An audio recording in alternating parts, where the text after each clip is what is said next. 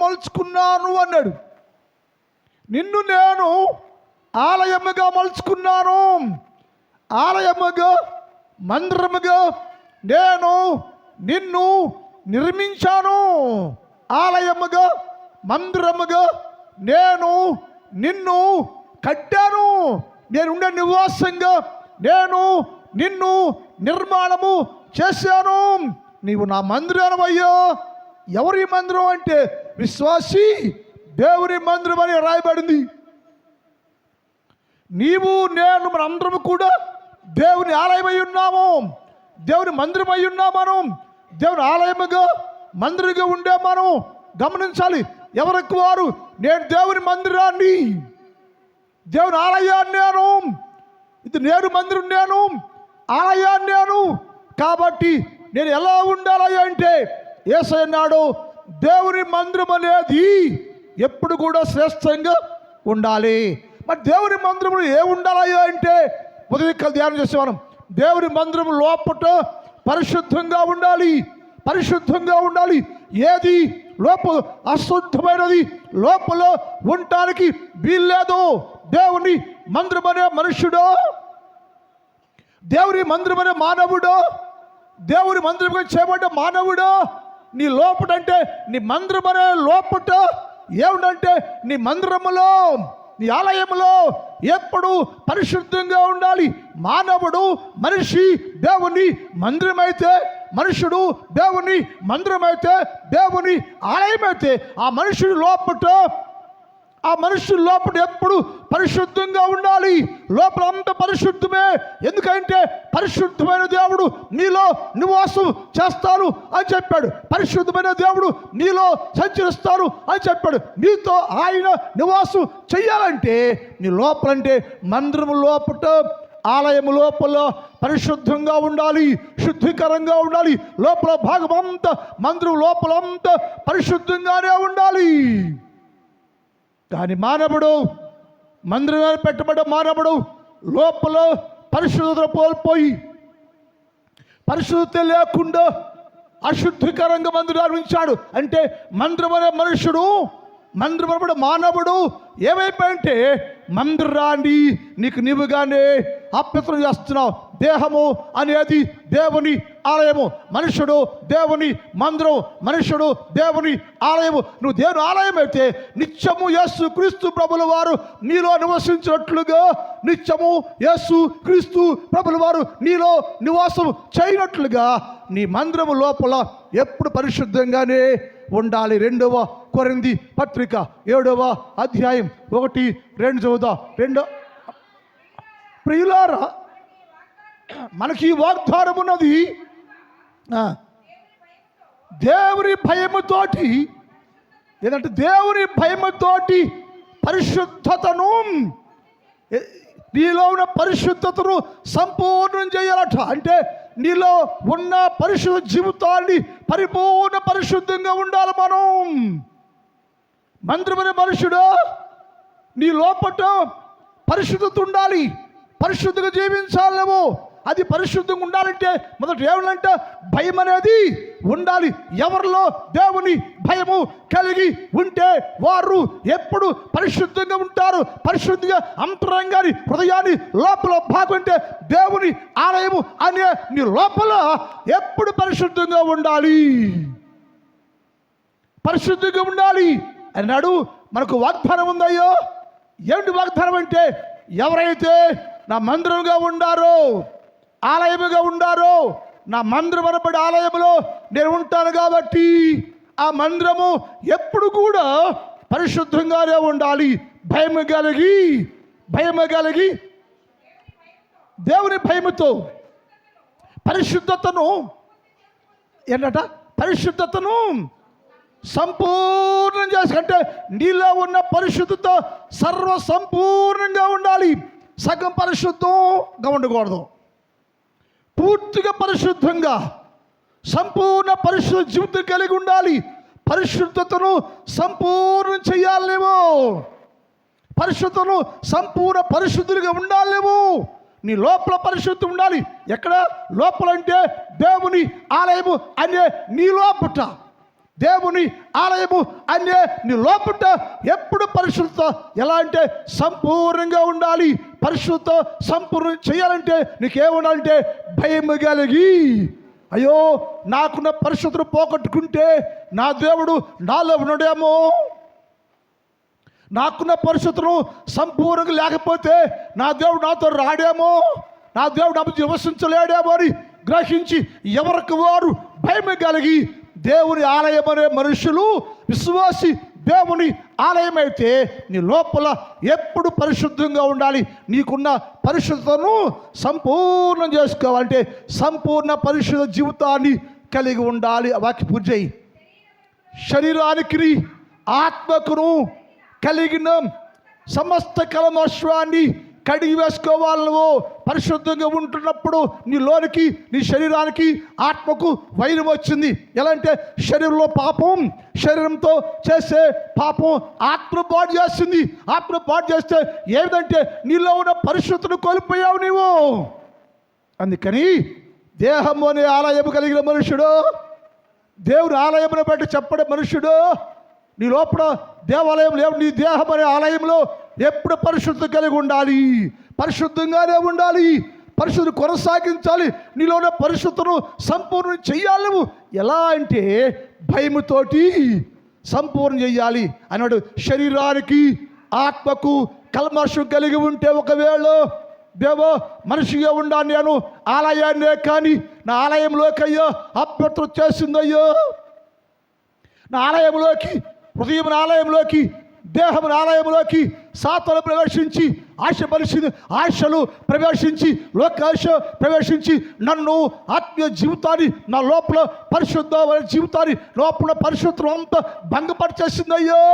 కాబట్టి నా శరీరానికి ఆత్మకు కలిగిన సమస్త కల్మషాన్ని కడిగి వేసుకొని ఎప్పుడు విశ్వాసి లోపట అనగా దేవుని మందిరమైతే మందిరమనబడే మనుషుడు లోపట ఎప్పుడు పరిశుద్ధంగానే ఉండాలి, పవిత్రంగా ఉండాలి. పరిశుద్ధులు కాపాడుకుంటే, నువ్వు పరిశుద్ధంగా ఉంటే నా దేవుడు అనబడి యేసుక్రీస్తు ప్రభుల వారు నీ మధ్య నివాసము చెయ్యునుగాక. ఆ నీతో ఉండాలంటే, నీలో ఉండాలంటే, నీ కలిగి ఉండాలంటే, నీ దగ్గరే ఉండాలంటే నీ లోపల అనగా దేవుని మందిరంలో పరిశుద్ధత ఉండాలి. ఏది మందిరం అంటే ప్రతి మనుషుడు మందిరమే, ప్రతి విశ్వాసి మందిరమే, ప్రతి విశ్వాసి, ప్రతి క్రైస్తవుడు దేవుని ఆలయమే. నువ్వు ఆలయమైతే, నీవు ఆలయము అయితే నీ హృదయాంతరంగము ఎప్పుడు పరిశుద్ధంగానే ఉండాలి అని చెప్పాడు. రెండోది ఎప్పుడైనా లోపలేమో పరిశుద్ధి ఉండాలంట, పైనేమో మహిమ కలిగి ఉండాలంట. లోపలేమో పరిశుద్ధంగా ఉండాలి, పైనేమో మహిమతోటి నింపబడాలి. ఎందుకయ్యా మహిమ అయ్యా అంటే ఎవరి మీద మహిమ దిగవచ్చునో వారు ప్రకాశించేవారుగా ఉంటారు. క్రైస్తవుడు ప్రకాశించలేకపోతున్నాడు. నువ్వు ముందెళ్తుంటే నీ వెనకమలో వెలిగేది, నువ్వు నీ మీద ఎప్పుడు ప్రకాశిత ఏది? ఆత్మ నీ మీద ఏమంటే మహిమ ప్రభావాలు నీ మీద నిలిచి ఉండలేదు. అంటే క్రైస్తవ దేవాలయం పైన, దేవాలయము అనే మనిషి పైన ఎప్పుడు ఆత్మాభిషేకం ఉండాలి, మహిమతో నింపబడి ఉండాలేమో. దేవుని మహిమను నీ మీదే ఉండాలి. ఎప్పుడు దేవుని మహిమ నీ మీద ఉంటుందో లోకంలో ప్రత్యేకంగా ప్రకాశించేవారుగా ఉంటారు. పాత నిబంధనలో మందిరం గురించి మాట్లాడబడింది. నిర్గమాకాండం 40:35 మాట ఉంటుంది. నిర్గమాకాండం 40:35 మాట చూద్దాం. యెహోవా తేజస్సు మందిరము నింపి, గమనించాలి, యెహోవా తేజస్సు మందిరములోకి వచ్చిందయ్యా. ఏ మందిరం అంటే? మందిరం అంటే ఏంటి? ఇప్పుడు మనమే మందిరానివి. మందిరం ఎవరు? నువ్వు నేను మందిరానివి, నీవు నేను మందిరమి. ప్రతి విశ్వాసి దేవుని మందిరం అయితే ఈ మందిరంలోకి ఏం రావాలంటే దేవుని మహిమతో నింపడాలి. మందిరం పైనంతో లోపలేమో పరిశుద్ధంగా ఉండాలి, బయట అంటే ప్రతి మనుషుడు పైన మహిమ ప్రభావం ఉండాలి అని అన్నాడు. మందిరం పైన తేజస్సు మందిరం పైన ఉండెను, ఆ మేఘము మందిరం మీద నిలుచుడు చేత మందిరము యెహోవా తేజస్సుతోటి నిండెను. అందువలన వెళ్ళలేకపోయి లోనికి ఎవరు వెళ్ళలేకపోయారయ్యా? ఎందుకయ్యా అంటే ఈ లోపల నువ్వు మనిషివి, మందిరమైతే విశ్వాసి, దేవుని మందిరమైతే మహిమ నీ మీద నిలిచి ఉంటే, యేసయ్య మహిమ నీ మీద ఉంటే, ప్రకాశిస్తూ ఉంటే సాతానుడు లోనికి రాలేడు, పాపం లోనికి రాలేదు, అపవాది లోనికి రాలేడు, ఏది లోనికి రాదట. ఎందుకని ఈ మందిరం మీద ఏమందంట? మహిమ ఉందయ్యా అంటే. ఇప్పుడు గమనించాలి, మందిరం ఎవరు అంటే నీవు నేను మందిరాలవి. ప్రతి క్రైస్తవుడు, ప్రతి విశ్వాసి దేవుని మందిరం అయితే నీ మందిరం నీ లోపల పరిశుద్ధంగా ఉండాలి, నీ పైనేమో మహిమతో నింపబడాలి. మహిమ మేఘము నీ మీద ఉంటే ఆ మందిరం లోపల మహిమతో, వెలుగుతో, ప్రభావంతో నీవు నింపబడి ఉంటే ఎవరు లోనికి రాలేకపోయారట. అంటే నీ లోనికి అపవాది రాలేడు, సాతాను రాలేడు, పాపం రాలేదు, లోక సముదాయ అపవాది ఏది కూడా నీ లోనికి వచ్చే సాహసం చేయలేదు. ఎందుకయ్యా అంటే నీ మీద దేవుని మహిమతో నిలిచి ఉండెను, దేవుని మహిమ మేఘం ఉండెను. ఆ మహిమ నీ మీద ప్రకాశిస్తూ ఉంటే ఆ ప్రకాశం ద్వారా, ఆ ప్రకాశం తాటికి పట్టుకోలేక అపవాది క్రియలు ఏది నీ లోపలికి ప్రవేశించి నీ మీదకి ప్రవేశించే హక్కు, అధికారము సాతానికి ఉండనే ఉండదు. అందుకని మనం ఏం చేయాలంటే దేవుని మహిమతోటి నింపబడాలి. ప్రతి క్రైస్తవుడు, ప్రతి విశ్వాసి నీ పైనేమో మహిమ ఉండాలి, లోపలేమో పరిశుద్ధంగా ఉండాలి. అప్పుడే నా యేసయ్య బిడ్డగా ఉంటావు నీవు, యేసయ్య బిడ్డగా ఉంటావు నీవు. యేసు క్రీస్తు ప్రభుల వారు నీతో నివాసం చేయాలనుకుంటున్నాడు ఆయన. కావాలంటే అది నువ్వేం చేయాలంటే మహిమతోటి నింపబడాలి.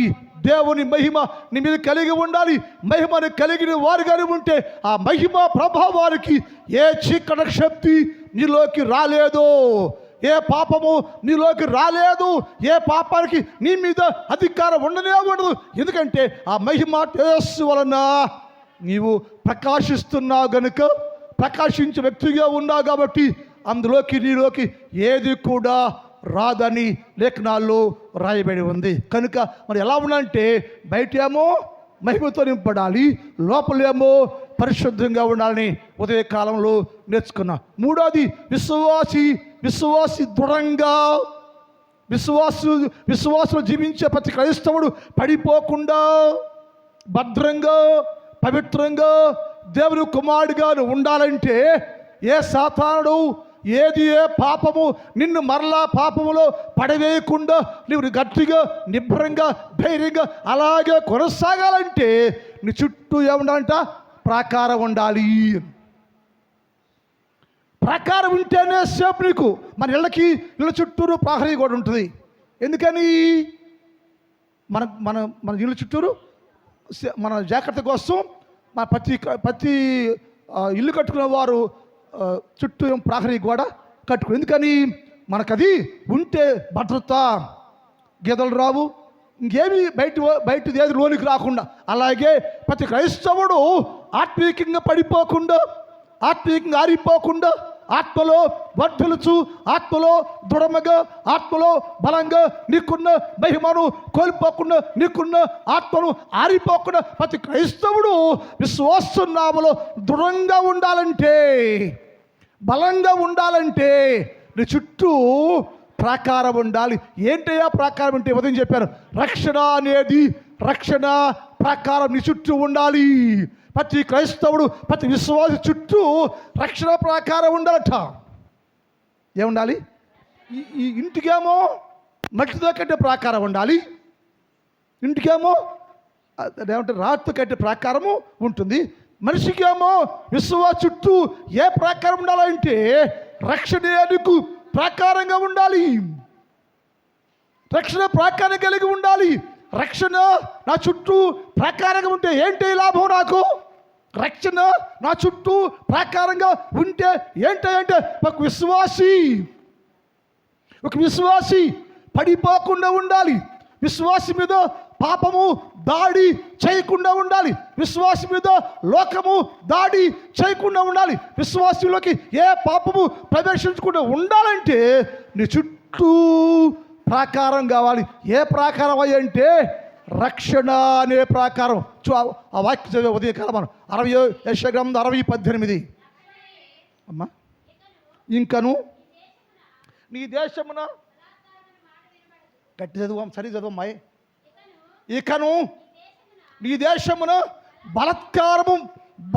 బలాత్కారం కాదు, బలాత్కారము నీ దేశములో అనగా నీ హృదయంలోకి ఏ బలాత్కారము రాదు. ఎందుకని? నీ చుట్టూ రక్షణ ప్రాకారం ఉంది.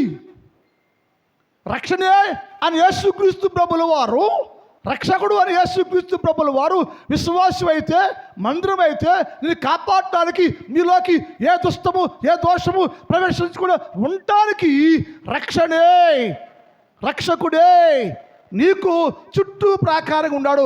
రక్షకుడు యేసుక్రీస్తు ప్రభుల వారు నీ చుట్టూ ప్రాకారంగా ఉంటే లోనికి ఎవరిదంట? బలాత్కారం అనేది లోనికి రాదయ్యా. అపవాది నీలో ప్రవేశించి బలాత్కారంతో నేను పాపంలో పడవేయలేడయ్యో. నువ్వు పాపంలో పదే పడిపోతున్నావంటే, నీ చుట్టూ ఏమనంట? రక్షణ ప్రాకారం లేదు. రక్షణ నీ చుట్టూ లేని కారణం చేత నీ రక్షణను అనబడే యేసుక్రీస్తు ప్రభుల వారి ప్రాకారంగా నీవు కట్టుకొని కారణము చేత యేసు అనే రక్షకుడు అనే యేసుక్రీస్తు ప్రభుల వారు నీతో కూడా కలిసి చుట్టూ ప్రాకారముగా లేనందువలన బలాత్కారము సాతానుడు మీలో ప్రవేశించి బలాత్కారంతో మరలన్ను పాపములో పడవేస్తూ ఉండెను. నువ్వు పాపిగా మారిపోతున్నావు. ప్రారంభించిన రక్షణ ఏమైంది?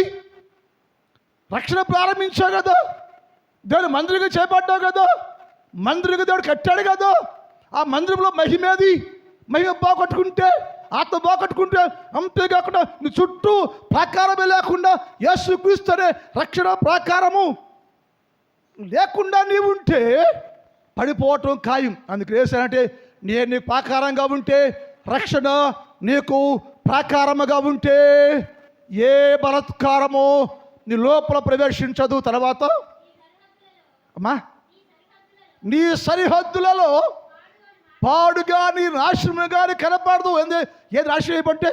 భక్తి నాశనం అయిపోద్ది, ఆత్మీయ జీవితం నాశనం అయిపోద్ది. ఎవరు నాశనం చేస్తారా అంటే సాతానుడు లోను ప్రవేశించి, సాతాను అంతరంగంలో ప్రవేశించి నీ ప్రార్థనలో ఎదగనీకోకుండా, భక్తిలో ఎదగనీకోకుండా, విశ్వాసంలో బలపడుకోకుండా, ఆత్మీయస్తులు పడగొట్టడానికి వాడు లోను ప్రవేశించి ఏం చేస్తాడంట?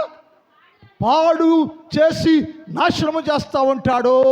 నీవు భక్తిలో ఆత్మీయంగా, శారీరకంగా, ఆత్మీయంగా పడి నీ జీవితం నాశనం కాకుండా ఉండాలంటే నీ చుట్టూ ఏముండాలంట? ప్రాకారం ఉండాలి. ఏ ప్రాకారం అంటే రక్షణ అనే ప్రాకారము కలిగి ఉండాలి మనము. అప్పుడే భక్తిలో జాగ్రత్తగా ఉంటాం.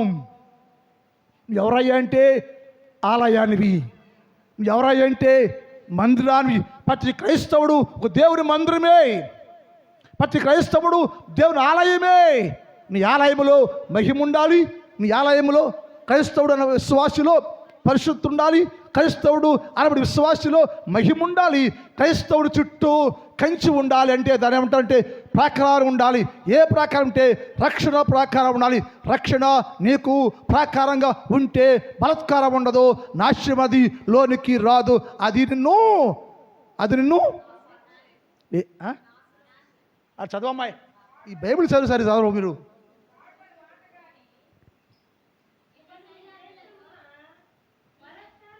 ఎక్కడ ఆపే మనం? ఎస్, రక్షణానికి ప్రాకారమనియు ఏదంట? ప్రఖ్యాతి అని గుమ్మమనియు. నువ్వు చెప్పు, అయ్యా నా దేవుడయ్యా నా చుట్టూ ప్రాకారం ఉన్నందువలన నాకు మంచి పేరు కలిగిందయ్యో, మంచి దీవునయ్యో. నా దేవుడు నా ప్రాకారం ఉన్నందువలన నాశనం కానీ, బలత్కారం కానీ, కీడు కానీ, దోషము కానీ ఏది నాలోకి రాకుండా నేనయ్యా క్షేమకరంగా ఉన్నాయ్యా. కాబట్టి నాకయ్యా విశ్వాసి అనే పేరు వచ్చిందయ్యో, ఖ్యాతి వచ్చిందయ్యో, గంత వచ్చిందయ్యో, గౌరవం వచ్చిందయ్యో. ఈ గౌరవం రాట కాడమేంటయ్యో? రక్షణ నాకు ప్రాకారంగా ఉండయ్యో. నన్ను ఎక్కడ పడిపోకుండా, జారిపోకుండా కాపు చేస్తూ భద్రపరుస్తున్నందువల్ల నేను మంచి పేరు కలిగి ఉన్నానయ్యా అని చెప్పాడు. మరొక మాట ఉన్నది, జకర్యా గ్రంథం 2:5 చదువుదాం. జకర్యా 2:5. జకర్యా 2:5. నేను దాని చుట్టూ, దేని చుట్టూ? నేను మందిరం అనబడి నీ చుట్టూ, మందిరము అనబడే నీ చుట్టూ, దేవాలయము అనబడే నీ చుట్టూ, నేను దాని చుట్టూ అగ్ని ప్రాకారముగా ఉందును. ఏ ప్రాకారం అంట? ఇందాకేమో రక్షణేనికి ప్రాకారంగా ఉంటాడట. ఇప్పుడు ఏమన్నాడు? అగ్ని ప్రాకారంగా ఉంటావు. చుట్టూ కాపు కాస్తూ ఉంటావు. ఎలా? అగ్నితోటి కాపులా కాస్తూ ఉంటుంది. అది ఆనాడు ఇశ్రాయేలు కూడా పక్కన మేఘస్తంభముగాను రాత్రి అగ్ని స్తంభంగా ఉండి తన జల్లందరినీ క్షేమకరంగా కనాన్ దేశంలో నడిపించిన దేవుడు అన్నాడు, నేను నీతో కూడా ఉంటానయ్యో. ఎలాగంటే నీ చుట్టూ నేను అగ్ని ప్రాకారంగా ఉంటాను. దుష్టుడు వచ్చాడు, కాల్చేస్తా. దోషం వచ్చిందో కాల్చేస్తా. ఏ దుష్టుడు, ఏ సాతానుడు, ఏ పాపము నీలోకి ఎగసిపడి రాటాకి వీలు లేకుండా వచ్చాడు, నీ అగ్ని కాపలా కాస్తున్నా. నీ చుట్టూ నేను అగ్ని ప్రాకారంగా ఉండి నేను దాని మధ్య నివాసం ఉంటా. లోపలేమో కాపలా కాస్తా ఉంటా, నీ లోపటేమో బయటేమో కాపలా కాస్తా ఉంటా, లోపలేమో నీతో ఉంటా. అదే యేసయ్య గొప్పతనం. యేసయ్య గొప్పతనం అది యేసయ్య నమ్మాలి మనం. యేసయ్య గొప్పతనం ఏంటంటే ప్రతిరోజు నీకే హాని కలక్కోకుండా, నీ కుటుంబానికి ఏ హాని కలక్కోకుండా, ఏ సాతాన్ని పాడు చేయకోకుండా, నీ ఆత్మీయ జీవితంలో పాడు చేయకోకుండా ఆయనే రక్షణ ప్రాకారంగాను, ఆయనే నీకు అగ్ని ప్రాకారముగా ఉండి ఏ దుష్టుడను, ఏ పాపాన్ని, ఏ చీకటిని నీలోకి దాడి చేసి రాకుండా దాన్ని అగ్నితో కాల్చేసి నిన్ను సేఫ్గా ఉంచుతాను నేను. నేను కాపాడుతాను నేను, నీ కుటుంబాన్ని కాపాడుతాను నేను. నీ మీదకి ఏ పాపానికి, ఏ అపవాదికి అధికారం లేకుండా నిన్ను చుట్టూ అగ్ని ప్రాకారంగా ఉండి నిన్ను కాపు చేస్తానయ్యా నేను. అందుకని మనకేం కావాలంటే అగ్ని ప్రాకారం చుట్టూ ఎప్పుడు నా యేసయ్య విశ్వాసి చుట్టూ దేవుడు ప్రాకారంగా ఉండాలి. మరి పడిపోతున్నారు మనుషులు, కోటాను కోట్ల చూడండి. లోకంలో బాప్తిసం పొంది భక్తిగా ఉంటూ చాలామంది పడిపోతున్నారు, జారిపోతున్నారు, లోకస్తులు అయిపోతున్నారు, లోకంలో పడిపోతున్నారు, మాటి పడిపోతూనే ఉన్నారు. కారణం ఏంటంటే నీ చుట్టూ అగ్ని ప్రాకారం లేని కారణం చేత, యేసు ప్రభు వారు లేని కారణం చేత, యేసు ప్రభు కలిగి ఉండడం చేత మాటికి పాపం ప్రేరేపిస్తుంటే, పాపం వచ్చి దాడి చేస్తుంటే, పాపం వచ్చి మీద దాడి చేస్తుంటే పాపానికి లొంగిపోతున్నావు నీవు, పాపంలో పడిపోతున్నావు నీవు. ఆ పాపము నేను కుంగం చేసేసి విలువ బాగొట్టేసి గౌరవం బాగొట్టేసి నేను ఈ లోకంలో విలువ లేని వ్యక్తి చేస్తా ఉంది నీ పాపం. కారణం ఏంటంటే నీ చుట్టూ అగ్ని ప్రాకారం లేదు కాబట్టి. యేసు అన్నాడు, నీ చుట్టూ నేను అగ్ని ప్రాకారంగా ఉంటా, ఏది లోనికి రాకుండా. ఒకవేళ వస్తే నన్ను దాటిపోవాలి, నన్ను దాటుకుని నేను లోకి రావాలి. మందిరము అనబడే విశ్వాసి నీ చుట్టూ నేను అగ్ని ప్రాకారంగా ఉంటే నేను కాపాడుచు ఉంటా, ఏ దోషం నీలో ప్రవేశించదు. ఎందుకయ్యా? నేను ఎన్నుకున్నానయ్యా, నీవు నా బిడ్డవయ్యో, నీ మందిరం కట్టుకున్నాను నేను, నా మందిరం ఏర్పాటు చేసుకున్నాను నేను. నేను కాపాడవలసిన బాధ్యత నాదయ్యో. కాపాడుతూ ఉంటా, నీ ఎక్కడ పడిపోకుండా దేవాలయం అనే విశ్వాసి, దేవుని మందిరము అనబడే విశ్వాసి ఎక్కడ పడిపోకుండా పరిశుద్ధంగాను మహిమతో నింపబడి నా కుమారుడిగా నేనుండే స్థలముగా నువ్వు ఉండాలి. నా కుమార్తె హృదయాల్లో నేనే ఉండాలంటే నేను ప్రాకారంగా ఉండి కాపు చేస్తూ ఉంటానయ్యా. ఎందుకంటే ఒక మాట చూద్దాం. గలాతీ పత్రిక 3:27 చూద్దాం. గలాతీ పత్రిక 3:27. వారందరూ క్రీస్తు యేసు ప్రభువుని ధరించుకున్నారంట. అమ్మా, క్రీస్తులోనికి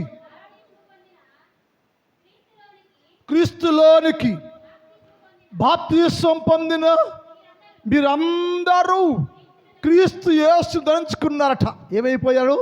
ఎందుకయ్యా ఇంత ఇంట్రెస్ట్ అయ్యి నీకు? ఎందుకయ్యా అంత భద్రం చేస్తున్నావైన వాళ్ళని?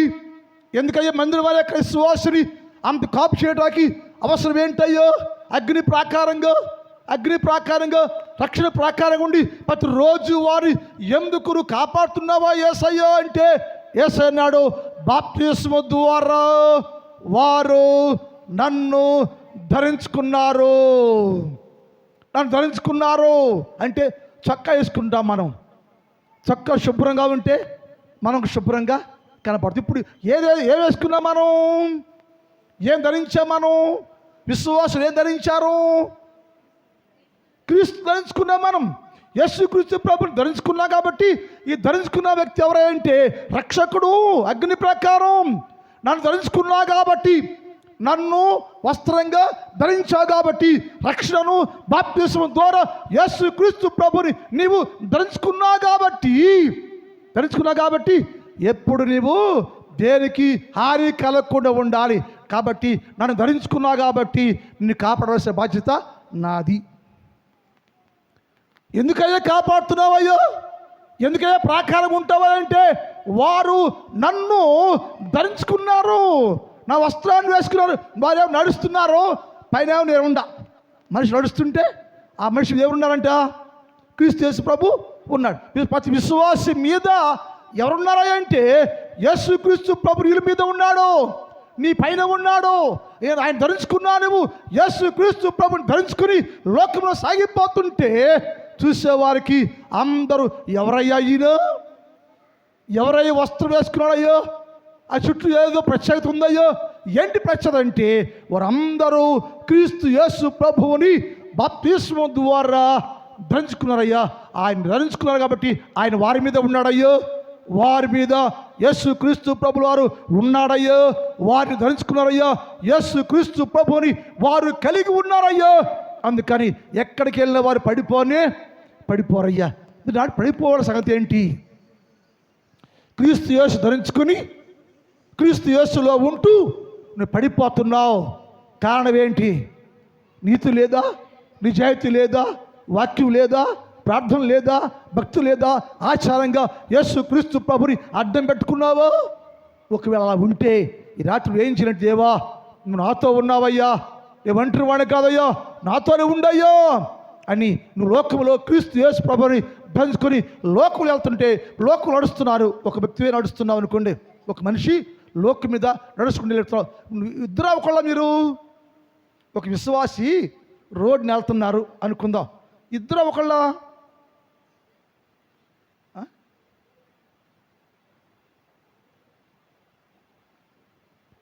ఒకళ్ళమ్మా బుజ్జక్క అంటే ఇన్ని సంవత్సరం ఏం నేర్చుకున్నారక్క మీరు? ఇద్దరు ఒకళ్ళ? ఇద్దరు. Thank you.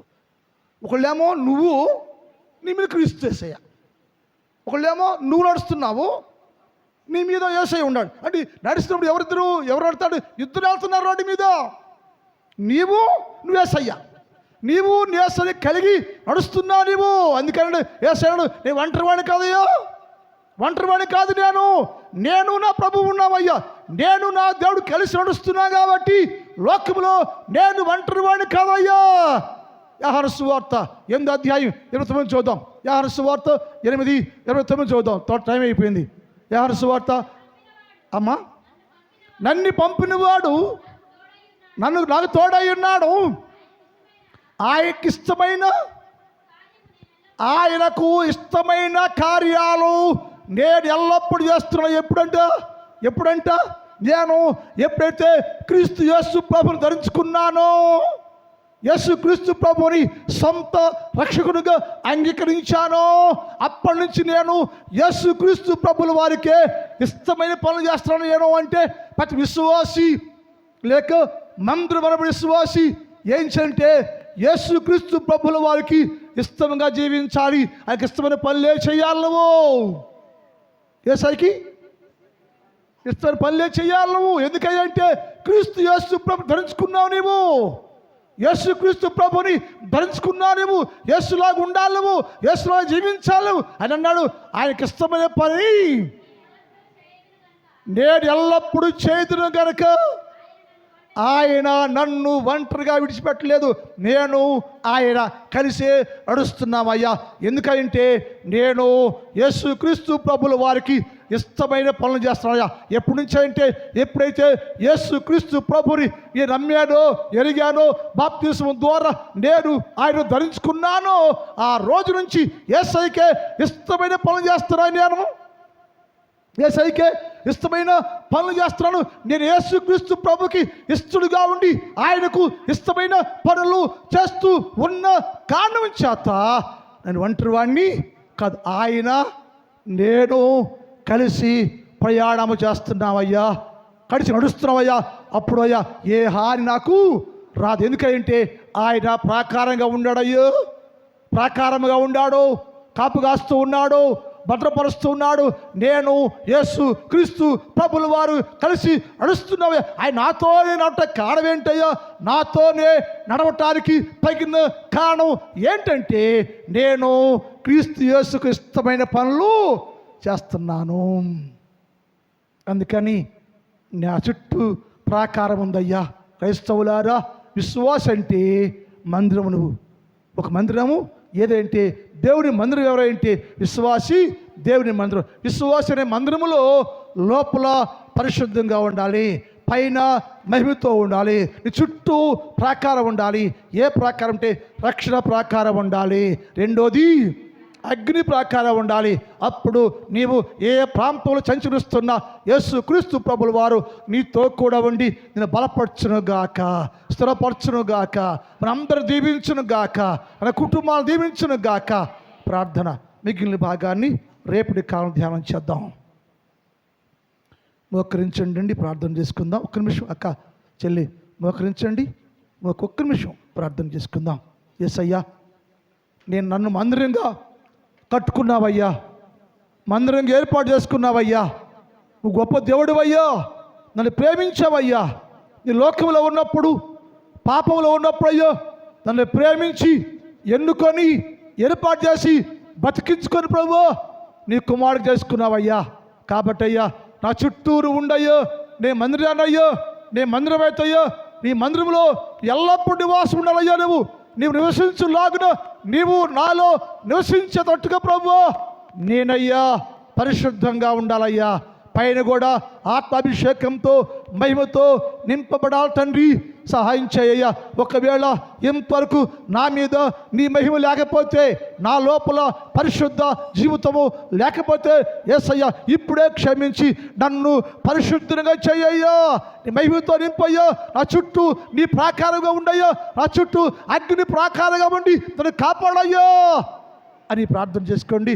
నా దేవుడు ఎల్లకాలము ఎల్లవేళలు నిన్ను కాపాడే దేవుడు, బలపరిచే దేవుడు, గొప్ప చేసే దేవుడు, నీ కుటుంబాన్ని దీవించే దేవుడు, నిన్ను పాపంలో పడిపోకుండా గొప్ప చేసే యేసు ప్రభుల వారు.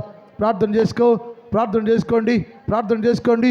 యోహాను గారు ముందుకు వచ్చి ప్రార్థన చేస్తారు. ప్రార్థన చేసుకోండి అమ్మా. అక్క ప్రార్థన చేయండి అమ్మా. చెల్లి, తమ్ముడు ప్రార్థన చేసుకో. సమీపానియద్దు. ఇప్పుడే 2 మాటలు ప్రార్థన చేసయ్యా. క్షమించయ్యా, మార్చయ్యా, పరిశుద్ధంగా చేయయ్యా. నేను బిడ్డను ప్రభు, నీ మందిరాన్ని అయ్యా, నా మందిరంలో మీరు ఉండండి ప్రభు అని ప్రార్థన చేసుకోండి. యోహాను గారు ప్రార్థన చేస్తారు. ప్రార్థన. పరిశుద్ధుడా ప్రేమ కలిగినటువంటి మా ప్రియ పరలోకపు తండ్రి, నీ పరిశుద్ధ పాదములకు స్తుతులు స్తోత్రములు దేవా. దయగలిగినటువంటి నా ప్రభు, ఈ మొదటి రోజు నాయన 2వ ఉపవాస ప్రార్థనలోనికి నాయన మీరు మమ్మల్ని తీసుకుని వచ్చినందుకు మీ స్తోత్రాలు తండ్రి. ఇప్పటి వరకు కూడా తండ్రి మీ దాసుడు తండ్రి నీ వాక్యమును తండ్రి అయా తండ్రి మా అందరికీ కూడా నాయన విత్తినప్పుడు వాక్యమును తండ్రి మేము నాయన పదిలిపరచుకోవటానికి, వాక్యము ద్వారా మేము ఫలించటానికి నాయన నీ కృపను దయచేయమని అడుగుతూ ఉన్నాము తండ్రి. దయగలిగినటువంటి